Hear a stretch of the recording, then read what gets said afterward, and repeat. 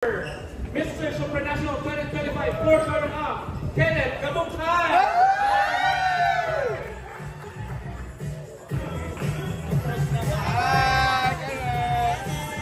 Kenneth here!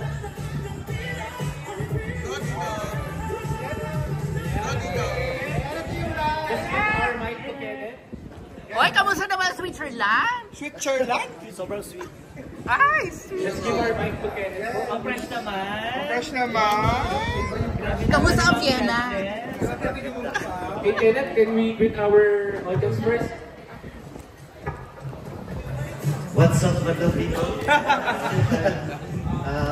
Good afternoon sa lahat and welcome po sa Jojo Bragais. And happy 12th anniversary to Jojo Bragais. Kaya palakpakan po natin si Sir Jojo. Jojo Bragais family. Of course, we want to congratulate Kenneth for winning our fourth runner-up in Mr. Supranational. Palakpakan po natin si Kenneth. We're so proud po sa inyo and thank you for representing the Philippines very well. But ayun, siguro kamustahin na natin ang naging experience mo sa iyong journey doon. My journey po sa Supranational is, paano ko sabihin? Sobrang ganda. Sobrang ganda ng journey ko and experience kasi hindi po siya naging pageant. It becomes an experience po. Nag-enjoy lang po kami doon and the brotherhood was there. Yung buong pageant parang, ano lang parang adventure lang siya. And sobrang saya po dahil madadala ko po itong experience na to and memories in the future. And masishare ko po ito sa future family ko. And siguro, pinakamaganda doon is na-represent ko yung country natin with honor and pride. And nagawa ko po yung best ko and sobrang fulfilling po, sobrang worth it lahat ng pagod, lahat ng effort na binigay ko and lahat ng tulong na binigay sa akin ng lahat ng tao. Kasi it takes a village po to be here to represent my country.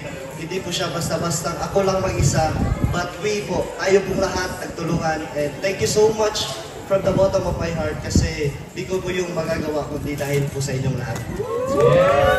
Congratulations again. Siguro kayo if there's one activity that you won't forget during your journey, ano kaya yun?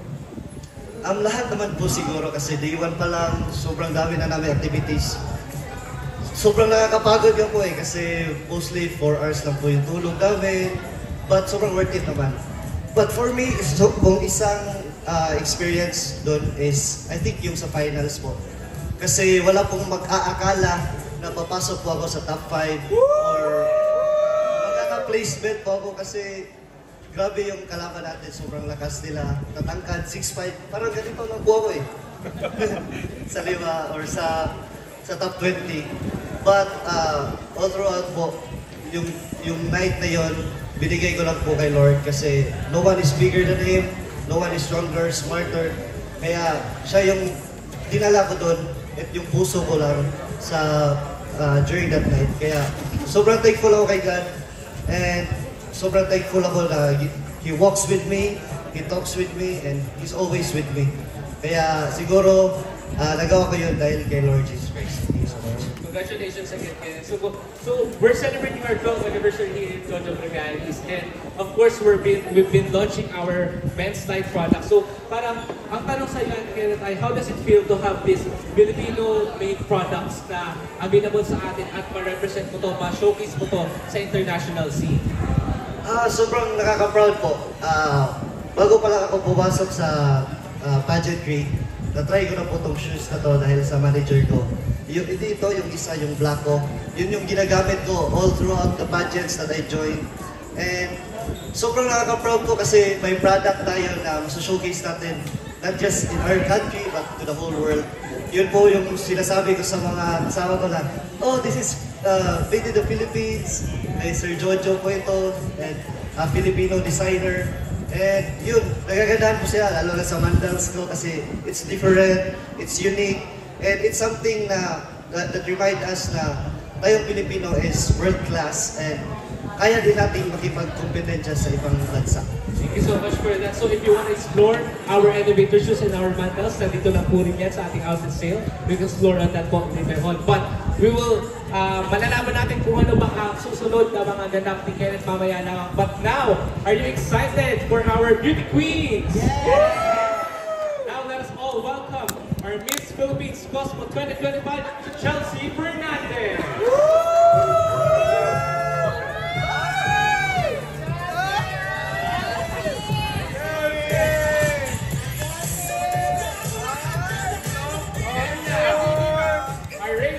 Panamericana 2017, recently our Miss Universe Philippines, first runner-up Miss Winwin Marquez.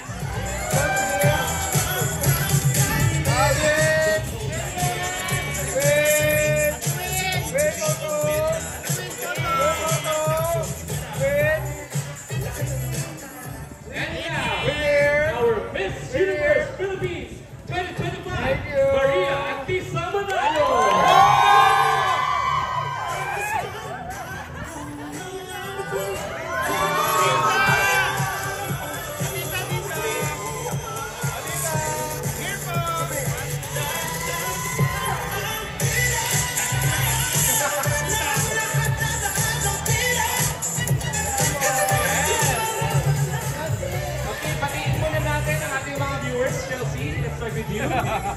Siyempre, hello to each one of you. Una sa lahat, good afternoon. Ayan, it's really wonderful to see, your beautiful faces, your beautiful smiles this afternoon. And for sure, some of you, had some errands to run, but still you chose to be here with us this afternoon. Kaya maraming salamat. It really speaks volumes about how important Jojo Braga is to all of us and how we value and celebrate the best pageant shoe brand in the whole universe. Kaya once again, maraming salamat po for being here with us this afternoon. Of course, Miss Winwin, can you greet our viewers? Nasabi na lahat ni Jenny. So, lahat ng importanteng bagay nabanggit mo na. Yan yung mahirap pagkasunod eh. But thank you sa lahat na nandito. Thank you sa lahat ng viewers na nanonood ngayon. And of course, alam natin na may bagyo na darating. Oo, meron. Meron. Pero, kami ang bagyo ngayon na darating. Thank you sa lahat na nandito. And yes, sabi nga ni Chelsea, diba? We're supporting the best shoe brand, diba? And the universe. So, thank you, Jojo Vergais, and thank you sa lahat na nandito ngayon. And of course, Miss Atisa. Well, mas lalo naubos yung pwede ko sabihin. Pero at least may weather forecast tayo, kaya ingat kayo pa-uwi. Magandang hapon po sa ating lahat. Maraming salamat sa pagpunta nyo dito, sa pag-spend nyo ng time with us, and we're excited to meet every one of you. Yes, thank you so much. At palapakan natin ang ating beauty queens. Of course, we have a question for Miss Chelsea. Miss Chelsea is competing for Miss Cosmo. So parang, how's your preparation so far? Ay. Oo nga. Well, ako po, busy po ako ngayon mag-live selling. Just that. I started my preparation na because I know all of us know na, ang Miss Cosmo, it has a debate segment. So I really focus on that. I begun my workout and of course my communication classes with my coaches. So, I really want to go there to Vietnam in December, fully prepared. And of course, with the help of Jojo Braga Issues, I know I can strut anything with pride and confidence. Thank you so much for that. So, I also hope that you will, support me in my Miss Cosmo journey towards getting the first ever crown. Let's go! And of course, for our Miss Winwin, as a title holder, a mother, and recently you finished first runner-up at NUPH. How does it feel knowing that you've inspired a lot of women out there with your pageant journey? Wow, knowing that, feeling ko, na rin yun, it's a win for me, diba? Na marami tayong na-inspire na babae. And sabi ko nga, no matter what season you are in, as long as your heart is there, as long as it's your passion, do it. Parang kay Jojo Vergais na walk and then win. And of course, for Miss Atisa, we all know how powerful the support of the Filipino people pagdating sa pageantry. So So how has that motivated you for your preparation towards your upcoming competition?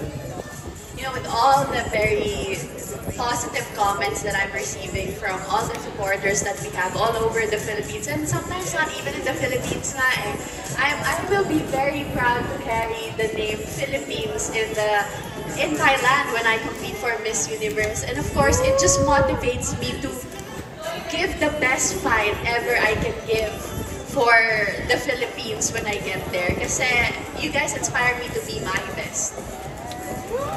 Thanks so much. And of course, we're all rooting for you for your upcoming competitions. But now, siguro, to celebrate our anniversary at Jojo Bragais, let me ask the question of what is your favorite Jojo Bragais product and siguro why? Kaya, kung we can share sa aming mga clients here now or viewers natin. Because I have the mic, I'll go first.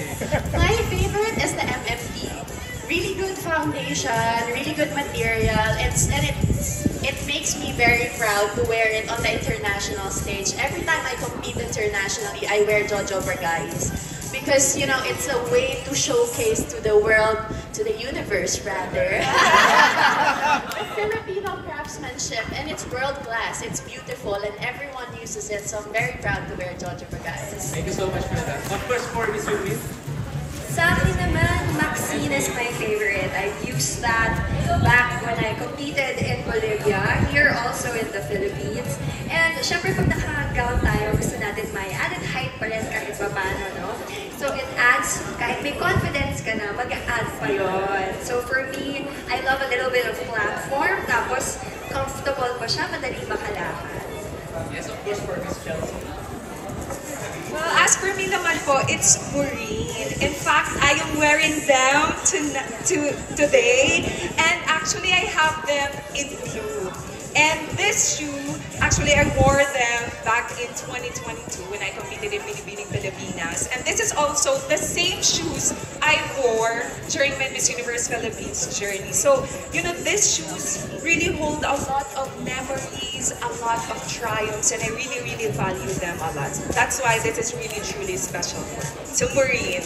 Thank you so much for that. So if you want to explore also the products that are mentioned by our queens, makikita nyo lang po yan around our outlet anniversary sale po. Maraming salamat. And now we're curious to know what's next for our pageant kings and queens. So of course the ones that are competing, what are your preparations? Let's start with Kenneth. What's next after Supranational? As of now po, wala pa namang future plans. I still want to continue on my responsibility as Mr. Pilipinas Worldwide King and as Mr. Supranational Quarter-Up. And siguro may plans ako na to continue my book that I created, the pageantry. Kasi gusto ko pong mag-give back sa pageantry. Sobrang laki po ng tulong ng pageant sa buhay ko. Binago niya ito and I want to make this as parang give back to them. Okay, this is the time also to promote your social media accounts and events. Siguro naka-follow naman po kayo lahat, but to remind you, my Facebook account is Kenneth Kabungkal, and my TikTok po, Kenneth Vincent, and also my Instagram. So follow, like, comment. Chika lang tayo doon. What is Chelsea? Well, for me, I will still continue doing my duties and responsibilities, and at the same time, you know, doing my preparations for Miss Cosmo. And again, I hope that we can get the first ever crown for the Philippines. And of course, I hope that you can follow all my social accounts. On TikTok, it's Chelsea Fernandez. On Instagram, it's Chelsea Fernandez. And on Facebook, Chelsea Fernandez, of course, for more updates about what I am doing and of course, doing my events as well. So thank you so much, everybody. Ako naman, magiging busy sa pag-support sa dalawang queens natin na lalaban this November and December. And sa mga nakakapanood, bumalik na rin po ako sa TV, sa acting, sa magiging kontrabida. Sa akin! Sa magiging kontrabida. So I'm very thankful that GMA, binalikan ako, babalik ako ulit sa pag-acting. And sana abangan nyo yung mga susunod na projects na gagawin. And of course, mabubuhay na rin yung YouTube channel ko ulit, which is the Win-Win Situation. So, ito-document ko lahat na ginagawa ko ngayon para i-share sa mga fans and everybody in the world, syempre. also, before we visit the Lisa, let's all welcome Mr. Jeter Palomo. Jeter, can we get our viewers first?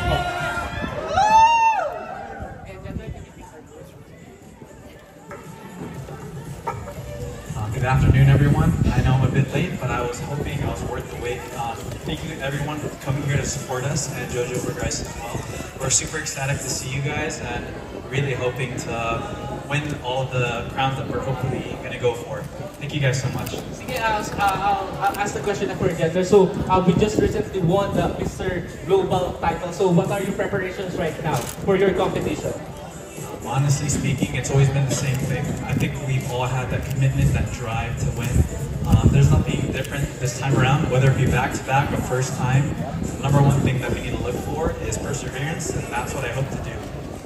Okay, now you can promote your social media accounts and of course your upcoming events if you have. Thank you to everyone. You guys can follow me at Jeter Palomo. That's JETHERPALOMO. Thank you guys so much for the support, and I'm hoping you guys just support me, but everyone here. So thank you guys so much. Thanks so much, Mr. Jeter. And of course, Ms. Atisa, can you promote all of your socials and of course your events? Okay. So sa mga hindi pa po nagpa-follow sa akin, may target ako page. Let's go, Em. Larry Atisa Manalo on all platforms. That's AHTISA. So, follow and like and share. Katulad like sinabi ni Kenneth. Okay, thank you so much for that. Palakpakan muli natin ang ating pageant kings and queens. Of course, I know excited na tayo lahat magpa-photo off sa kanila. But to give it, para mas maayos na po tayo, let's sign up from there po with your Jojo Brigada's paper bags. And then isa-isa na po tayo may picture. Of course, we have the official photos muna for our press and media. Okay, let's do a photo muna. Pila na po yung iba natin mga customers from there sa right side po lang stage.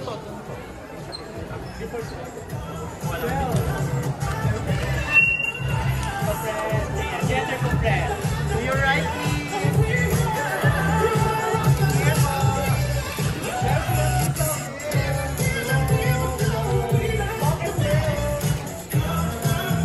Center. Okay. Right. To the right. Here. Here.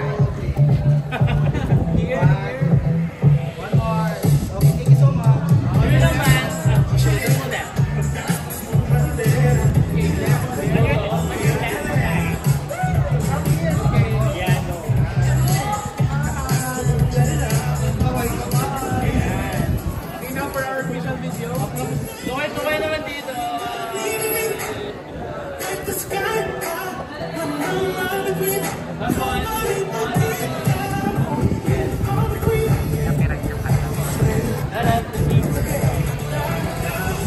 Okay, we'll start the our photo ops. Please prepare your Jojo Brigada's products now para mag-start na tayo. And also your phone call that we will be using. Thank you so much po. Chelsea, kalakas na din. Chelsea, kamusta? Hi, Miss you, girl.